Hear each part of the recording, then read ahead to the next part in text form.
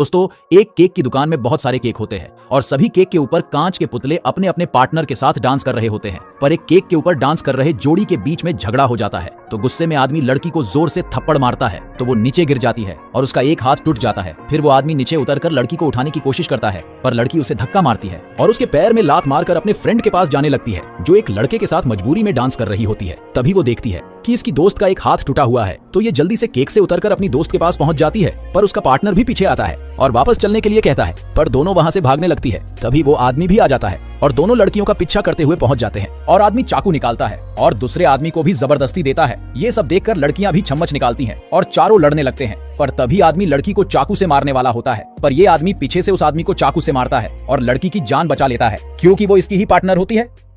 ये सारे चूहे दूरबीन में देखते हैं तो उनको चांद पूरा पनीर से बना हुआ दिखाई देता है, जिससे वह सोचने लगते हैं कि वह वहां पहुंच गए तो उनके खाने की समस्या हरदम के लिए खत्म हो जाएगी। इसलिए वह डिसाइड करते हैं कि वह एक रॉकेट बनाकर चांद पर जाएंगे। तो सारे मिलकर रॉकेट बनाने में जुड़ जाते हैं और बहुत मेहनत करने के बाद एक रॉकेट बना लेते हैं। लेकिन वह उसको उड़ाने के लिए मुर्गी छाप पटाखे का इस्तेमाल करते हैं, जिससे उनका रॉकेट उड़ भी जाता है और देखते ही देखते वह आसमान में भी चला जाता है, जहाँ का नजारा देखकर सारे चूहे बहुत खुश होते हैं। लेकिन वही कुछ चूहे की हालत खराब हो गई थी। पर तभी वह कुछ ही समय में चांद पर पहुंच जाते हैं और सच में वहां बहुत सारे पनीर थे, जिसे देखकर उनके मुंह में पानी आ जाता है। लेकिन जब वह पनीर को खाने के लिए रस्सी से खींचते हैं तो अचानक से रस्सी टूट जाती है और अचानक से रॉकेट ब्लास्ट हो जाता है, जिससे इस चूहे की आंख खुल जाती है क्योंकि वह सब इसका एक सपना था, जिससे वह शुक्रिया कहता है क्योंकि उसकी जान बड़ी मुश्किल से बच पाई है।